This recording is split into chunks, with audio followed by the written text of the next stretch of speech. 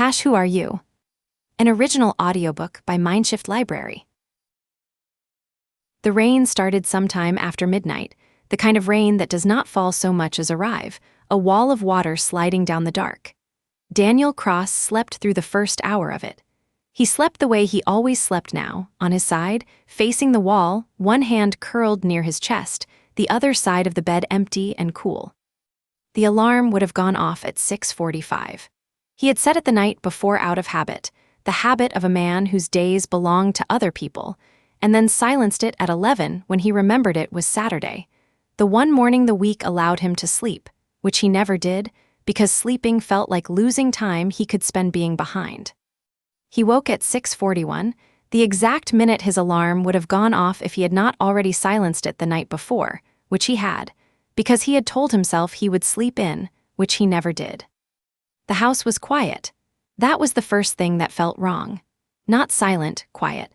A house with a 9-year-old boy in it is never quiet at 6:41. There is the soft pad of socks on the hall floor, the squeak of the refrigerator door, the particular cough Leo made when he was deciding whether to admit he was already awake. Daniel sat up. The bedroom door was open a crack, as it always was, and through it he could see the hallway light was off. He listened. Nothing. No shower, no carton of cereal being dragged from the cupboard, no small voice arguing with the toaster. He told himself Leo had slept in too. It was Saturday. Saturdays were the only mornings Leo slept past 7, and only because Daniel was never the one who woke him. Mara did that. Mara did most of the waking. He swung his legs out of bed and stood. The floor was cold under his feet, the way it always was in March. He walked to the bathroom. The light switch clicked. The mirror showed him what it always showed, a man of 41 with short dark hair going thin at the crown, a jaw that had softened since his 30s, eyes that looked tired in a way sleep did not fix. He ran a hand over his face. The stubble was uneven because he had shaved only one side the night before deciding the other side could wait. It could always wait. He brushed his teeth. He looked at his phone where it rested on the counter, screen down. He did not pick it up yet. He had learned, somewhere in the last few years, to let the first minute of the day belong to nothing. Then he opened the bedroom door and walked down the hall toward the kitchen, and that was when the house stopped being merely quiet and became something else. Mara was at the counter. She was making coffee, the same coffee she made every Saturday, and she was wearing the gray cardigan he had given her 2 Christmases ago, the one with the worn cuff she always pulled over her thumb. She looked up when he came in. And she looked at him the way you look at a person standing in your kitchen who is not supposed to be there. "Can I help you?" she said. The words were polite. They were also a door being closed.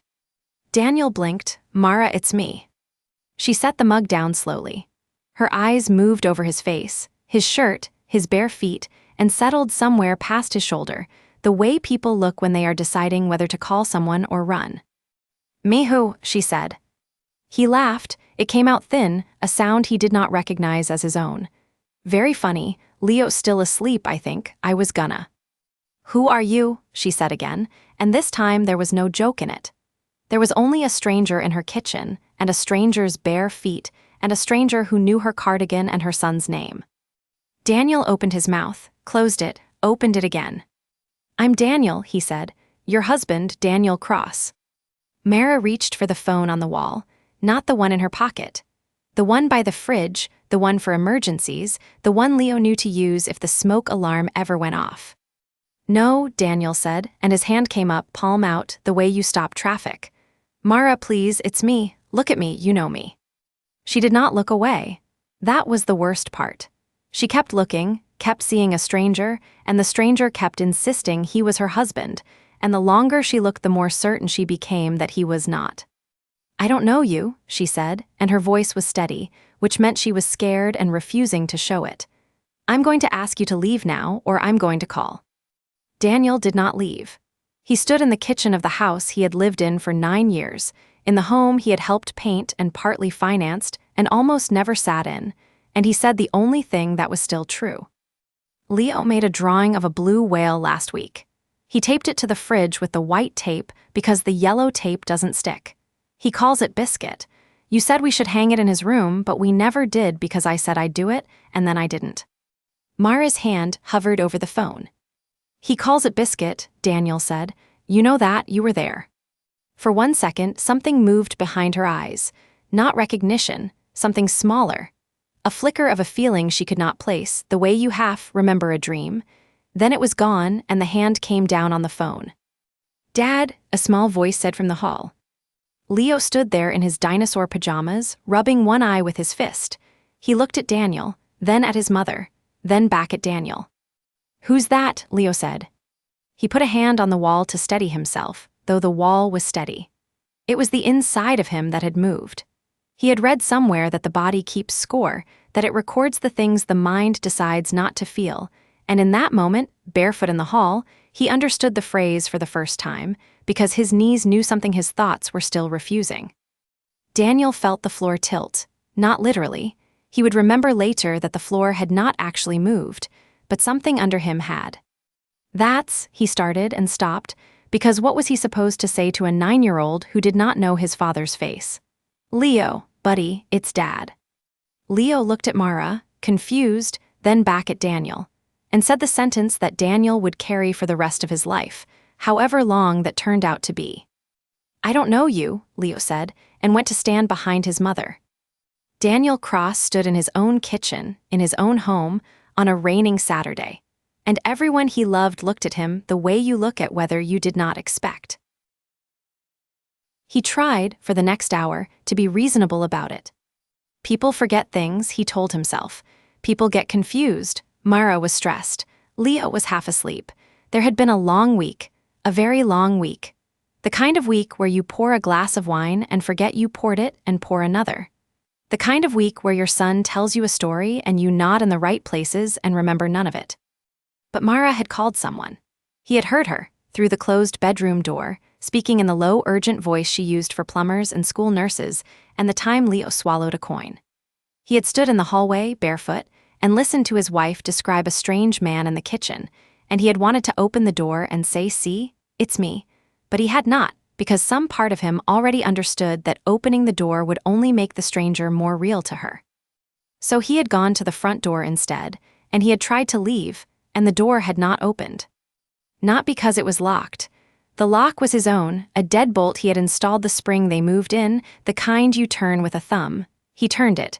The bolt slid back. He pulled. The door did not move. He pulled again, harder, and the handle came off in his hand. Not broke.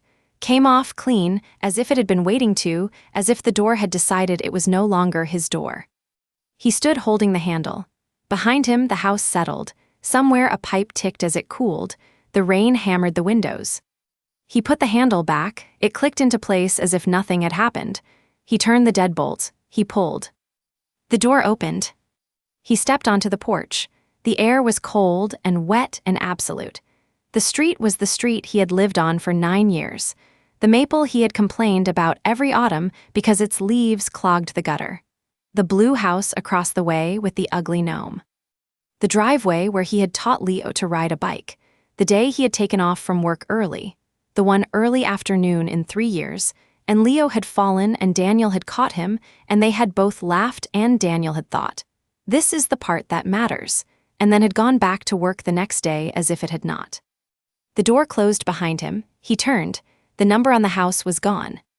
Not fallen, not painted over. Gone, as if it had never been, the siding smooth and unbroken where 1427 had been since before they moved in. He reached out and touched the wood. Solid, real, warm from the heat inside. The house was his house. The door was his door. The number was simply not there, the way a tooth is simply not there after it falls out, the gum closing over the space as if it had always been smooth. He walked to his car. The car he had bought last year, the sensible gray sedan, the one Mara had said was boring, and he had said boring was reliable, and she had said that was the most married thing he had ever said. He sat in the driver's seat, and for a moment did not start it, because the car knew him. The seat was set to his height, the mirror to his angle, the radio to the station he liked and Mara hated, and this small, loyal machine was the only thing in the city that had not yet decided he was a stranger, and he was grateful to it the way you are grateful to a dog. The car was there, the keys were in his pocket. He pressed the fob, the lights blinked, The door unlocked. He got in. The engine turned over. The radio came on, middle of a song he did not recognize, a voice singing about a town that did not exist. He drove because driving was something he knew how to do, and because he thought if he went to the office, to the building with his name on the directory, to the desk with his coffee mug, he could prove to someone that he was Daniel Cross, that he existed, that he had a life. The rain followed him the whole way. The building was where it had always been. Glass and steel on the corner of 9th and House, 18 floors, the logo of the firm stenciled on the lobby floor in letters he had argued about for a week. Daniel Cross was not a partner, but he was close, the kind of close that meant he worked 60 hours and was told he was valued and believed it less each year. 4 years of mornings, he realized, standing at the turnstile with a dead badge in his hand. And Audiobook had said good morning to him, every one of them, and Daniel had answered with a nod. The economical nod of a man conserving energy for the work that mattered, which was everything except the man who said good morning. And now the nod had compounded, the way the keeper would later say all things compound, into a man who was known by his badge and not his name, and the badge was gone, and so. It turned out was he. He went to the turnstile, tapped his badge. The light went red. He tapped again, red. A security guard he had seen every weekday for 4 years, a man named Audiobook with a calm face and a fondness for crossword puzzles, looked up from his desk. "Badge not reading," Audiobook said. "Let me see it." Daniel handed it over. Audiobook turned it, scanned it, frowned. "This isn't assigned to anyone," Audiobook said. "No record, you'll need to check with HR." "I am HR's problem," Daniel said, and it was a joke he had made before, a joke Audiobook had laughed at before. But Audiobook only looked at the badge and then at Daniel with the mild patience of a person explaining something to a tourist. "Sir, do you work here?" "I work here, Daniel Cross. 4th floor, design coordination. I've been here 4 years. You know me, Audiobook, we talk about the crossword. You said querulous was a mean word to put in a puzzle." Audiobook's expression did not change. "I don't believe we've met, sir, but if you'll step into the lobby, I can call someone." Daniel stepped into the lobby because there was nothing else to step into. He called Mara. The phone rang, and went to a voicemail that was not Mara's voice. It was a generic carrier tone, the kind you get when a number has been disconnected or never existed. He called Leo's school. The front desk answered. He asked for Leo Cross's attendance record. The woman on the phone said, "I'm sorry, we don't have a student by that name." "Cross, Leo Cross, he's in Ms. Arden's class. He has the blue whale drawing biscuit." "Sir, I'm going to need you to calm down. We don't have a Leo Cross enrolled." He called his mother, his own mother. The phone rang twice and a man answered and said, "Who is this?" And Daniel said, "Mom, it's Daniel," and the man said, "There's no one here by that name, and you've got the wrong number," and hung up. Daniel stood in the lobby of the building where he worked, holding a phone full of contacts who no longer knew him, a badge that no longer read, a car that still started, keys that still fit, and a life that was being quietly erased one confirmation at a time. He went home. The door opened this time without the handle coming off. Mara was on the couch with Leo, watching something, and when Daniel came in she stood, moved Leo behind her and said, "You again. I called the number there was no number. Who are you?" "I'm Daniel," he said. It was the only true thing he had left. "I'm Daniel and I live here and I don't know what's happening." Leo peeked around Mara's waist. "Are you the man from the kitchen?" "Yes," Daniel said. Yes." Leo considered this. "Mom said you're a stranger. Strangers aren't allowed in the house." "I know," Daniel said. "I know, but I'm not. I promise I'm not." Mara was looking at him in a way that was almost worse than fear. She was looking at him the way you look at a puzzle with a missing piece, trying to force the shape to fit. "Why do you know about biscuit?" she said. "I told you, Leo told me last week. He taped it to the fridge." "But you're not," she started and stopped because she did not know what he was not.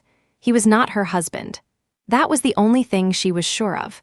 Everything else, the cardigan, the whale, the way he stood, was a collection of details with no owner. "Get out," she said, and her voice broke on the second word. "Please, before I call someone who comes faster than the first someone." Daniel went to the porch. The rain had not stopped. He sat on the step, the same step where Leo had learned to tie his shoes, and he waited for the world to remember him. It did not. By the afternoon, he was cold, and his phone was dying, and he had run out of people to call who would still be people who knew him. He walked to the corner cafe, the one 3 blocks from the house, the one he went to on the days he left early enough to leave early, which was rarely, which was the point. Suri was behind the counter. She had green hair and a ring through one eyebrow and a memory for orders that Daniel had always found slightly miraculous. He got in line. When it was his turn, Suri looked at him and said, "The usual." Daniel stared at her. "Coffee," Suri said. "Black, 1 sugar, no room, you always ask for it in a to-go cup even when you sit by the window, you look at your phone the whole time, you leave $1 tip exactly, never more, never less. The usual." Yes," Daniel said. "The usual, thank you." The cup was warm in a way that had nothing to do with temperature. It was the warmth of being expected. Suri did not know his name, but she knew his order, and an order remembered is a kind of knowing, the lowest form of love but a form nonetheless, and Daniel drank it slowly, trying to make it last, because it was the only proof he had that he had ever been a regular anywhere. She made it, he paid, he sat by the window. And for the first time since the morning began, someone had known something about him that was true. Suri came over with a refill he had not asked for. She set it down and leaned on the table. "You don't look like you usually look," she said. "Usually you look like you're somewhere else. Today you look like you're here. It's weird." "I feel like I'm here for the first time in a while," Daniel said, and it was true, and it was the first true thing that had felt like a relief instead of a wound. "So what happened to you?" Suri said. "You look like someone erased you." He had spent years being a customer and not a person, a wallet with a routine, and Suri had seen it, had filed him under usual. And usual was the closest thing to a name he had earned, and he wondered how many people in his life had him filed under a word instead of a self. The coworker who knew him as the one who left early, the neighbor who knew him as the wave, the son who was learning, slowly, to know him as nothing at all. Daniel's hand tightened on the cup. "How did you know to say that?" "I said you look like someone erased you. You're the one who's acting like it happened. Different thing," she shrugged. "Also, you came in at 2 in the afternoon on a Saturday. You never do that. You come in at 7:12 on weekdays and you're gone by 7:19. Routine guy, today you're not routine." "Do you know my name?" Daniel asked. Suri frowned. "Should I?" "You called me usual. You remembered my coffee. Do you know who I am?" She thought about it, really thought, the way you try to recall a word at the tip of your tongue. "I know your face," she said slowly. "I know your coffee. I know you sit by the window and you're never really here. But your name?" She shook her head. "It's like a word I use every day and can't spell suddenly. It's there and it's not there."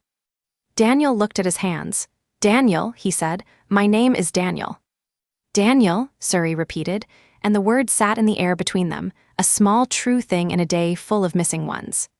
"Okay, Daniel, you want another refill or you want to tell me why you look like the world forgot you?" "The world forgot me," Daniel said. Suri nodded like this was a normal thing a customer might say on a Saturday.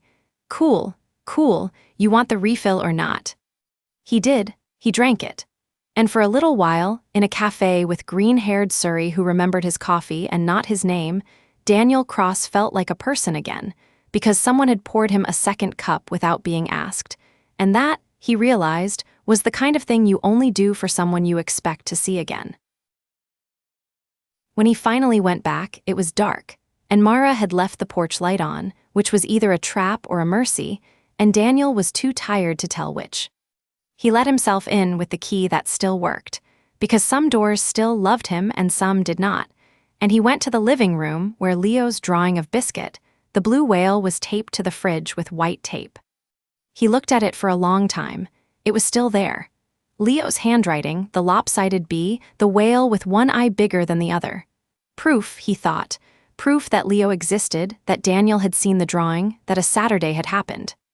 Then he noticed the photograph on the side table. The framed one.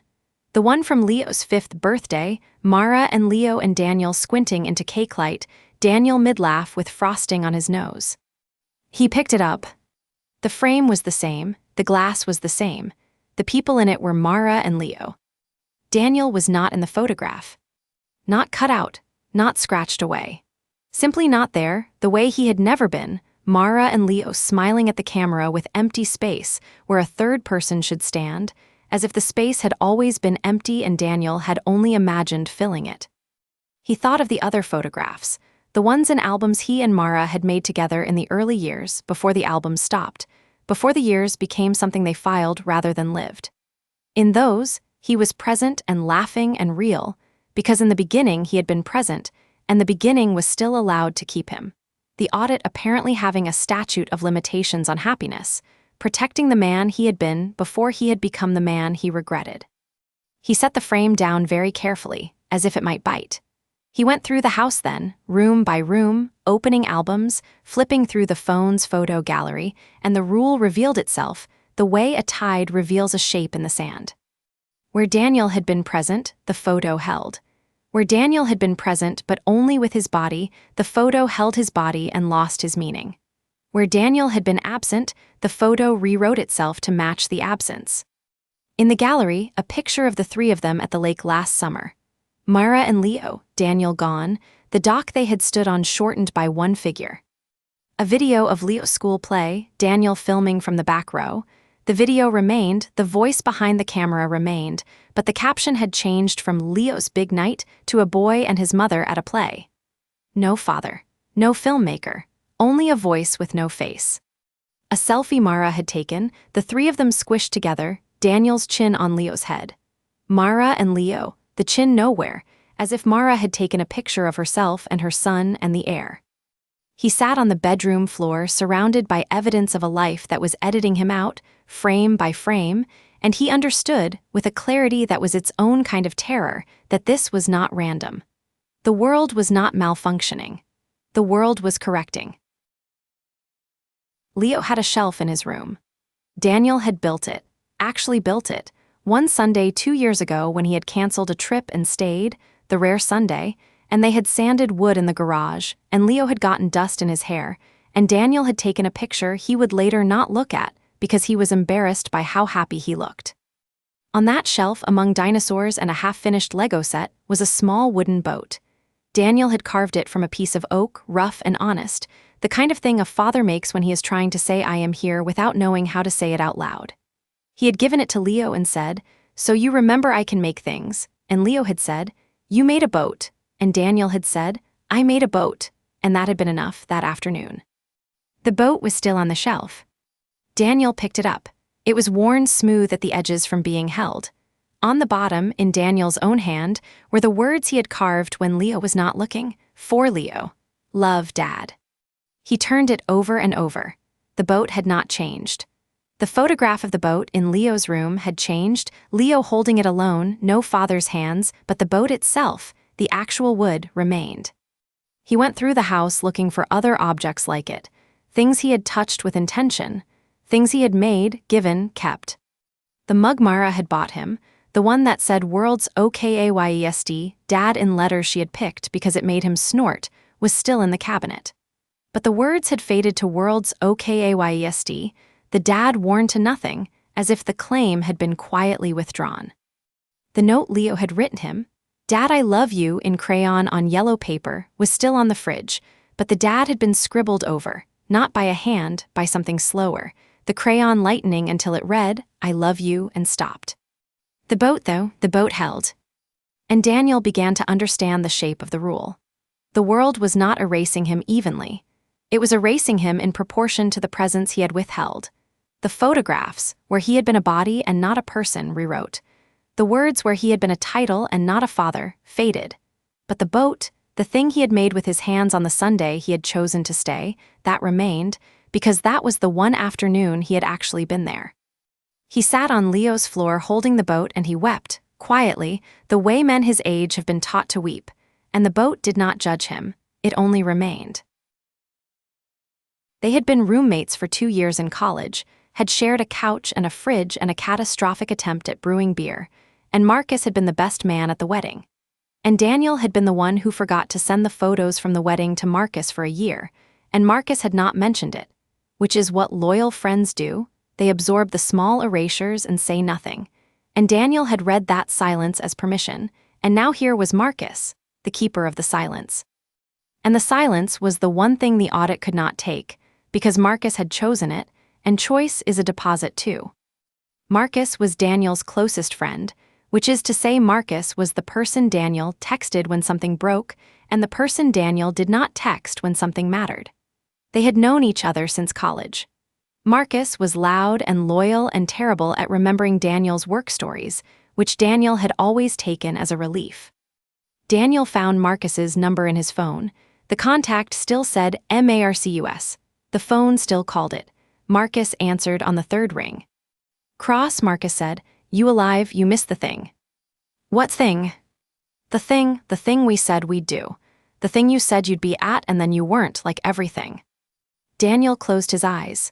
"Marcus, something's happening. Everyone's forgetting me. Mara doesn't know who I am. Leo doesn't know me. My badge at work is gone. My name's gone from the building. I need you to tell me you know me." A pause. Then Marcus, careful, the way you are with a friend who might be having a breakdown in a parking lot. "Daniel, I know you. Obviously I know you, but you're scaring me a little. Have you slept? Did something happen at work? You've been weird for months, man. Distant, like you're calling from inside a glass box." "I'm not in a glass box. I'm standing in my son's room and he doesn't know my face. Marcus, please, just tell me my name means something to you." "Your name means you're my friend who never shows up to the things. That's what it means. That's basically your whole brand." "So you know me." "I know the version of you that sends the apology text at 9 at night. Yeah, I know that guy." Daniel wanted to cry again, but Marcus's voice was real and present, and it knew him, even if it knew the worst version, and that was more than Mara had, so he held on to it. "Can you come over?" Daniel said. "Can you stand in the room with me so she believes me?" "Who Mara?" "Daniel, Mara knows you. You're married to Mara. You guys fought about the gutters last week. She knows you." "She doesn't," Daniel said. "She looks at me like I'm a stranger. Marcus, I'm telling you the truth." "Okay," Marcus said, and Daniel could hear him deciding to be kind. "Okay, I'll come by. But if Mara answers the door and she knows you, you owe me a beer and an apology for the weirdest phone call of my life." Marcus hung up. Daniel stood in the hallway holding the phone, and he realized that Marcus, the last person who knew him, had agreed to come not because he believed Daniel, but because he was kind, and kindness from a friend who thinks you are unwell is its own kind of mourning, because it means they are already preparing to lose you gently, to remember you as a story rather than a person. "Deal," Daniel said. Marcus came by an hour later. Mara opened the door. Marcus said, "Hey Mara, is Daniel around?" And Mara said, "Daniel who?" And Marcus looked at Daniel, standing in the hallway behind her, and Marcus's face did something Daniel would remember. It did not go soft with recognition. It went careful, the way you look at a friend whose story does not add up. "Mara," Marcus said slowly, "your husband, Daniel, he's right there." Mara looked at Daniel, then at Marcus, then at Daniel again. "I don't," she started and stopped, and Daniel watched the last person who knew him begin to forget. Marcus left 20 minutes later, promising to figure this out, which is what friends say when they have decided the problem is medical and they do not want to say medical. Daniel was alone again, in a house that was forgetting him, with a boat that remembered. He spent the night on the couch, not sleeping, watching the rain against the window, his phone at 1%, and when it died, he felt a small, absurd relief, because the phone was the last place his name still lived and he was tired of watching it leave. In the morning, he charged it and opened his messages. The thread with Mara, hundreds of texts over years, had changed. The early ones were intact, the ones from when they were new, when he had written long answers and meant them. But the recent ones, the last year, had rewritten themselves. "Where are you?" became "Who is this?" "I made dinner" became "I made dinner for Leo and Emmy." "Happy anniversary" became a period. Just a period, sent at the time he would have texted, a punctuation mark where a man used to be. He scrolled further. His own sent messages, the ones he remembered writing, were still there in his outbox. "I'm sorry I'm late. I'll make it up soon." The promises were intact because he had written them because they lived in his hand, not theirs. But the replies, the receipts of being forgiven, had hollowed out, becoming neutral, becoming weather, becoming nothing. The group chat with Marcus and two others, the one about the thing they were supposed to do, had his name in it still, 3 mentions, 4, and then the mentions were gone, edited by no one, the sentences closing over him like water. He opened his email. His sent folder held years of messages signed Daniel Cross. His inbox, the replies, addressed them to a blank, to you, to the person who wrote, as if the sender had been corresponding with a function and not a man. The pattern was now undeniable. The world was not deleting him. It was withdrawing its acknowledgement in exact measure to the acknowledgement he had withheld. Where he had been present, the record held. Where he had been a name on a signature and absent everywhere else, the record let him go. He thought of all the times Mara had said, "Are you even listening?" And he had said yes without listening. All the times Leo had said, "Dad, watch," and Daniel had watched with his eyes and not his attention, the way you watch a loading bar. The messages were rewriting the truth of his life, and the truth they were writing was the one he had actually lived.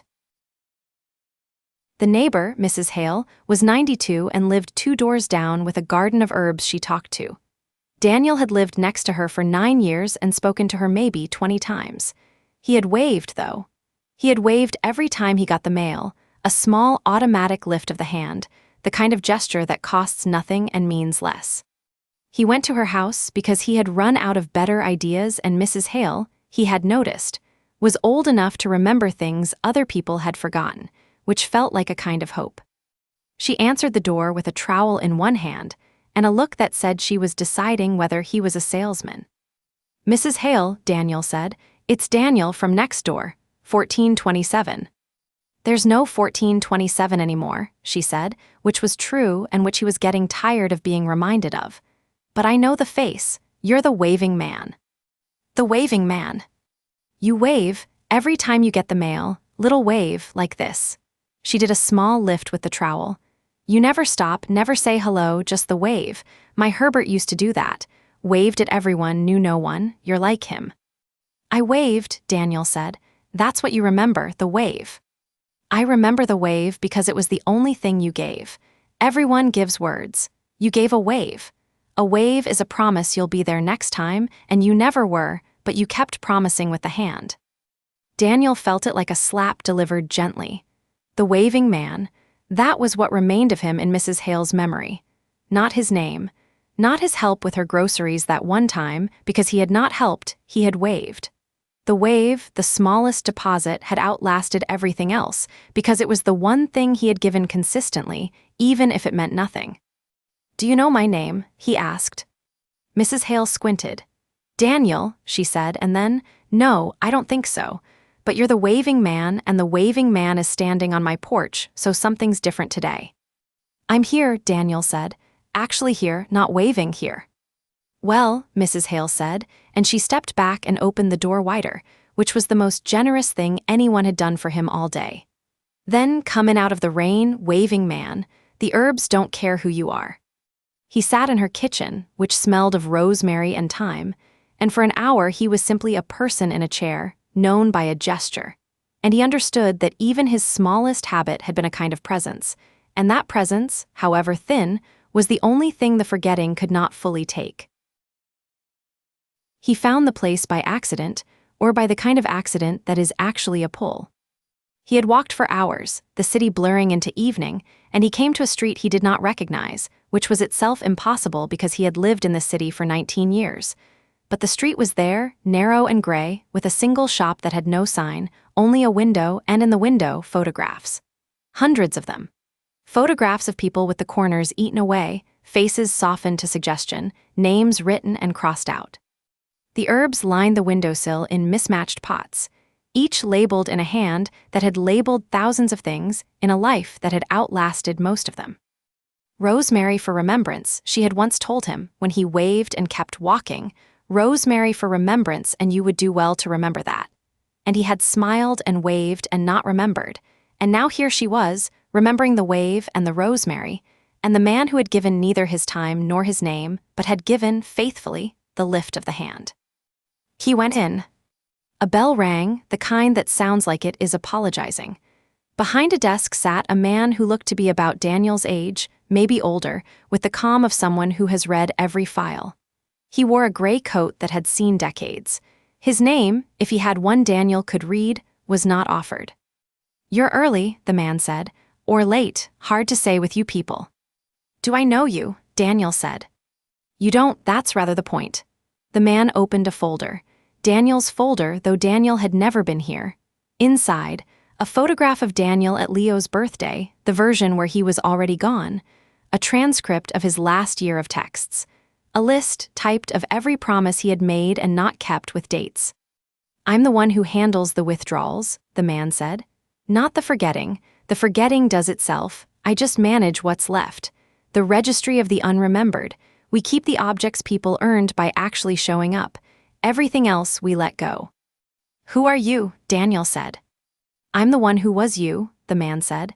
30 years ago, different city, same life, I lost a daughter to my own absence.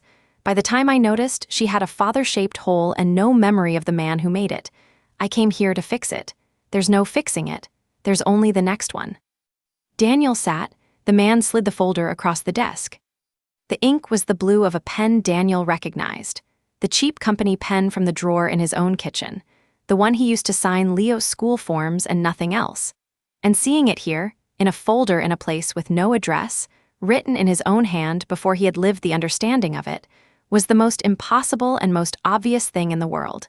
Because of course the sentence had always been true, he had just not been the kind of man who read his own writing. On top, a single sentence, handwritten in Daniel's own future hand, though Daniel had not written it.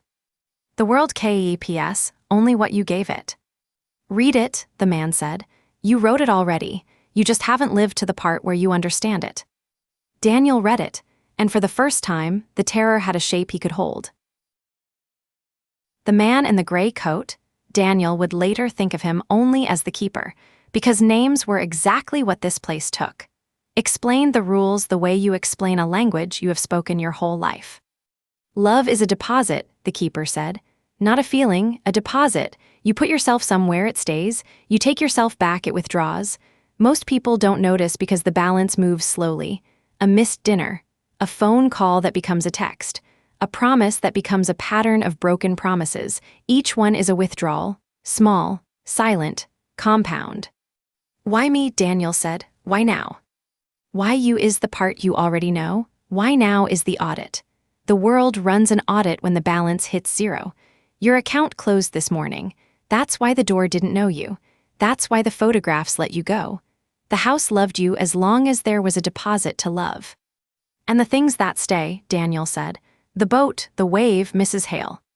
The boat is a deposit you made with your hands on a Sunday you chose. The wave is a deposit, thin but constant. Mrs. Hale kept the wave because you gave it every day without fail. Consistency is a form of love, even when the love is small. The world honors the small true thing over the large false one." "Can I get it back?" Daniel said. "Can I make them remember?" The keeper looked at him, the way a doctor looks at a question that has only one honest answer. "You can't make anyone remember what they never had, but you can make a new deposit. Starting now, the audit is final on the past. It is open on the future. If you go back and you are actually there, the remembering will begin to happen on its own. Slowly, painfully, not because the world restores you, but because you finally gave it something to keep." "Is that the twist?" Daniel said, and his voice was bitter. "That I did this to myself." "That is the truth," the keeper said. "The twist comes later. The twist is that you already knew, you always knew. Every time you said soon, you knew. Every time you watched Leo with your eyes and not your heart, you knew. You are not a victim of the forgetting, Daniel. You are its author and the only one who can write the next page." Daniel looked at the folder, at the list of broken promises with dates, at the photograph of a birthday where he had already been erased. "Show me the worst one," he said. The keeper turned to a page. "The anniversary," he said. 2 years ago, you said you'd be there. You were not. That is the root." 2 years ago, on their 10th anniversary, Daniel had promised Mara a dinner. Not a big dinner, a real one. He had made the reservation in January, had it on the calendar, had told Leo, "Daddy has a date with Mommy," and Leo had said, "You," and Daniel had laughed and meant it, meant to go, meant to be the man who shows up. Then the week came. A client in another city. A problem that needed him. A flight that left at 4 and a dinner that started at 7 and a math that did not work and a choice that he told himself was forced but was not, because he could have said no, he could have stayed. He had said yes to the client and no to his wife without ever saying the words, the way he did most things. He sent a text. Sorry, work, rain check. The heart emoji he added at the end was the kind of thing that costs nothing and means less. Myra did not reply with a heart. She replied with a period. The hotel had been clean and quiet, and exactly like every hotel he had ever stayed in. Which was the problem, because every hotel was the same because he was never anywhere long enough to make one different. And he had stood at the window of a room in a city that was not his, and watched the lights of a place he did not belong to, and felt, for the first time in years, the specific loneliness of a man who has everywhere to be and no one waiting to know if he arrived. He came home 2 days later. She was quiet, not angry, quiet, which was worse. The reservation had been for a table by the window. She had gone alone and sat at it, and when the waiter asked if she was waiting for someone, she had said no and eaten alone by the window. And the photograph she took that night, the one Daniel had in the gallery, had shown only her by the window alone, because that was the truth of the evening, and the world, in its slow, honest way, had simply stopped pretending there had been a second person. That was the root, not the missed dinner. The pattern the missed dinner proved. A man who loved his wife and proved it only in the spaces where it was convenient, and then wondered why the proof disappeared. Daniel read the page and he did not cry, because crying had become too small for what he felt. He sat in the registry of the unremembered, in a city that had quietly decided he was not worth remembering, and he understood that the forgetting was not a punishment. It was a mirror.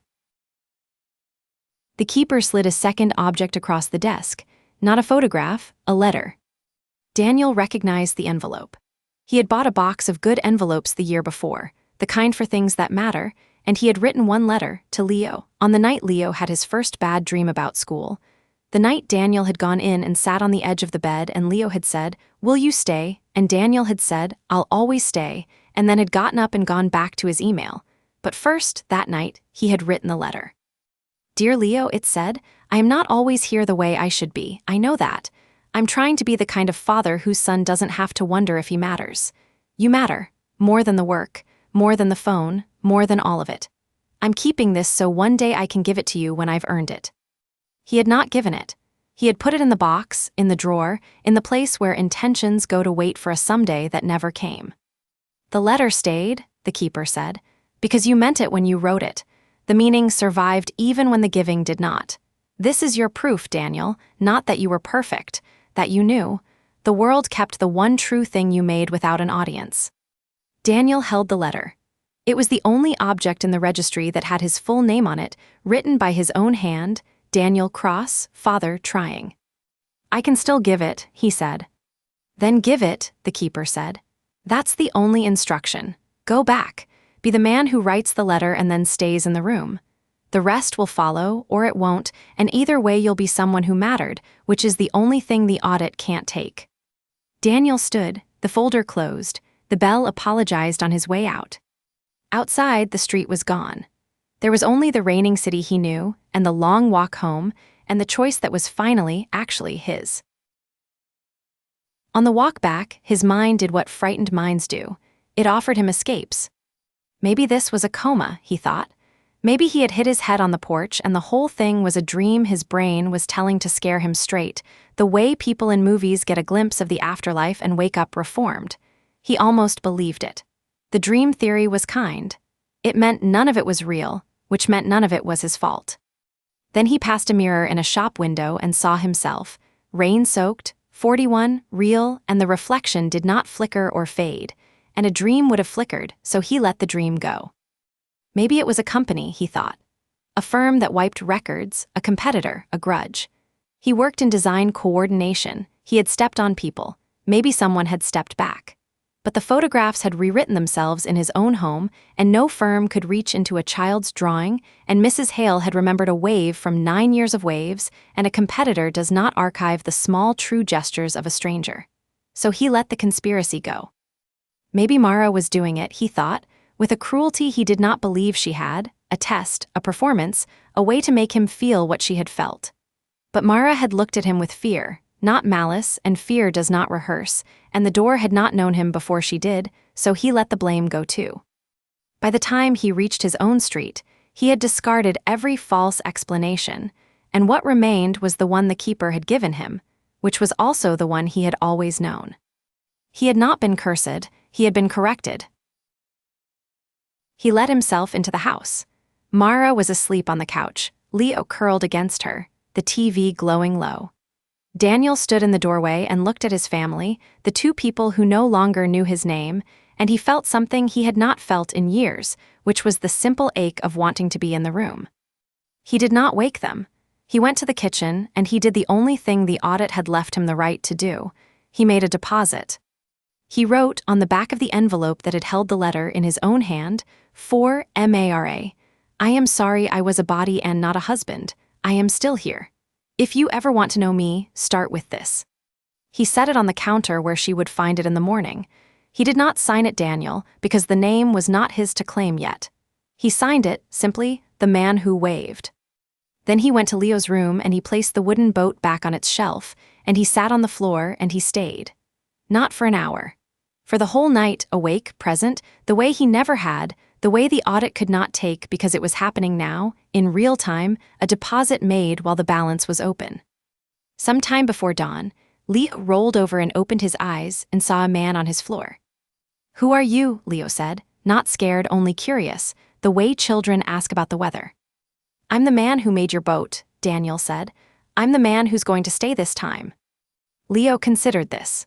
You're weird, he said, which was the most honest greeting Daniel had received all day, and he laughed, a real one, and Leo smiled because the man on his floor laughed like he meant it. Leo sat up. The dinosaur pajamas had a hole at the knee he had not noticed before, and the small defection of the fabric, the way the child was quietly outgrowing the thing, landed in Daniel with a force he did not expect, because he had missed the wearing of it, the daily small vanishing of his son's childhood that he had been too busy to attend, and now here was the proof, a hole in the knee, and he had not been there to see it appear. Can you tell me about Biscuit? Daniel said. And Leo, who did not know this man's name, told him about the blue whale, because a child will tell anyone who stays and listens, and Daniel listened with his whole self, the way he should have from the beginning. Morning came. Mara found the envelope.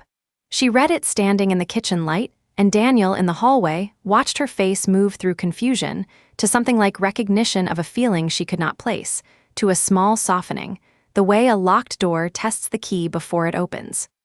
She came to the hallway, looked at him, the stranger who had written a true thing. You were here all night, she said, not a question, an observation, the first fact she had been able to keep about him. I was, Daniel said, on Leo's floor. He told me about Biscuit. Biscuit, Mara repeated, and the word landed like a stone in still water. She knew that word. She did not know from where. But she knew it, and the knowing was a thread, and the thread was attached to something. Leo calls the whale Biscuit, Daniel said, gently, not pushing. He taped the drawing to the fridge, white tape. Mara looked at the fridge. The drawing was there. It had always been there. She had looked at it 100 times and never once wondered who had taped it, because the taping had been done by a person she no longer recalled. But now a person was standing in her hallway claiming the tape, and the claim was consistent with the envelope, and the envelope was consistent with the feeling. And the feeling was the only thing the audit had not been able to withdraw, because feelings are deposits too, and she had, without knowing it, deposited a small confused care for the man who kept appearing. Why should I believe you? She said. Because I'm not asking you to, Daniel said. I'm asking you to watch. I'll be here. That's the only proof I have left, and it's the only one that was ever real. She looked at him a long time. Then she said the sentence that began the remembering, though neither of them knew it yet. Make coffee, she said. You always, she stopped. You make it a way, show me. He made it the way he always had, and she watched, and the way was familiar. And familiarity is the first step of memory, because the body remembers what the name has forgotten. There were bad days. Mornings Mara looked at him and the name slid away again. Afternoons Leo called him Mr. Evenings Marcus canceled and did not reschedule. The audit was not a switch but a tide, and tides go out as well as in. But Daniel did not leave. That was the difference. He had learned the one lesson the forgetting had come to teach, which was that presence is not a feeling you wait for but a choice you make, again and again, especially when no one is clapping for it. It took weeks, in the story, though Daniel would later say it took a lifetime compressed into a season. The remembering did not arrive all at once. It arrived the way spring arrives, a thaw and a freeze and a thaw again. Myra remembered his coffee before she remembered his name. Leo remembered the boat before he remembered the father. Marcus remembered the canceled things before he remembered the friend. Daniel did not demand it, he deposited. He came home at 6. He sat at the dinner table with his phone in another room. He went to the school play, and this time he was in the photographs, actually in them, his arm around Leo, his face in the frame because he was there, not filming from the back. The house number did not return. He painted a new one himself, 1427, by hand, and Leo held the stencil, and Mara watched from the porch, and the number was his because he made it, not because the world owed it. The boat stayed on the shelf. The letter, the one he had never sent, he gave to Leo on a Tuesday, no occasion, and Leo read it and said, "You're weird again," and Daniel said, "I know," and Leo said, "But you're here," and Daniel said, "I'm here," and that was the deposit that mattered most, the one made in the present tense. On the last evening of the story, Daniel sat on the porch in the rain, the same porch where the door had not known him, and Mara came out with 2 cups of coffee and sat beside him. "Daniel," she said, and it was the first time she had said his name in weeks, and it sounded like a door opening. "Yeah," he said. "I remember you now, not all of you, but the part that matters, the part that stayed." He took the cup. "The part that stayed is the only part I'm proud of." The rain fell on the roof and the gutter that he had complained about and never cleaned, and he thought of the maple leaves and the ladder he had bought and not unfolded, and how many small undone things had been, in the end, the shape of his love, and how the only thing that had ever been whole was the boat, the envelope, the wave, the gestures made without an audience, and he understood that Mara leaning on him now was a deposit he had finally earned, and that the earning had cost him everything he had pretended not to want. She leaned against his shoulder. The rain fell. The house was warm behind them. Leo was inside, drawing probably a whale. And Daniel Cross, who had been forgotten by everyone, understood that he had not been restored. He had been rebuilt slowly by his own presence, the only way anything lasting is ever built. The key rested in his palm like a question. He turned it, weighed it, held it to the light, and the light did nothing, because some objects are not meant to be read but to be carried, and the carrying is the meaning. And Daniel, who had spent a life declining to carry anything that did not serve him, found that he was willing now to carry this small brass uncertainty, this proof that the world was larger than his audit, that somewhere a deposit had been made on his behalf by a hand he would never see. There is one detail the story does not resolve, and it is this. In the drawer where Daniel had kept the unsent letter, there was a second key. A key he did not recognize. Small, brass, old, with a tag that read nothing, attached to nothing he owned. He found it the week after he came back, and he asked Mara and Leo and Marcus and Mrs. Hale, and none of them had ever seen it. And the keeper, when Daniel went looking for the registry again, was gone. The street with no sign was only a wall, and the folder was nowhere, as if the whole place had been a withdrawal the world had decided to make. The key fit no lock in the house. It fit no door he tried. But it was warm in his hand, the way an object is warm when someone once held it with intention, and on the tag, faint, as if written and then mostly erased but not quite, were the letters DC. Daniel kept it, not because he understood it. Because some deposits are made by people you will never meet, and some locks open only after you have become the kind of person worth opening to, and until then the key is simply proof that someone, somewhere, believed you would one day be someone worth remembering. So the question the story leaves you with is not whether Daniel was remembered. It is the one his wife asked him, on the porch in the rain, when she had forgotten his name and he had not yet earned it back. "Who are you?" And the answer, he learned, is not a name. It is the sum of the moments you actually stayed for. It is the boat you carved on the Sunday you chose. It is the wave you gave even when it meant nothing, because sometimes the small true thing outlasts the large false one. It is the letter you finally send. It is the porch where you sit, present, while the rain falls on a house that is yours because you decided, finally, to be in it. If everyone forgot you tomorrow, the story asks, what proof would remain that you mattered? Daniel's answer, by the end, was not in the photographs, which had rewritten him out. It was in the boat, in the wave, in the envelope, in the key he could not explain. It was in the fact that his son, who had not known his face, now called him Dad without thinking, because Daniel had become, through nothing but presence, the kind of father a boy remembers. That is the only immortality the audit allows. Not to be kept by the world, but to leave, in the people you love, deposits they cannot withdraw.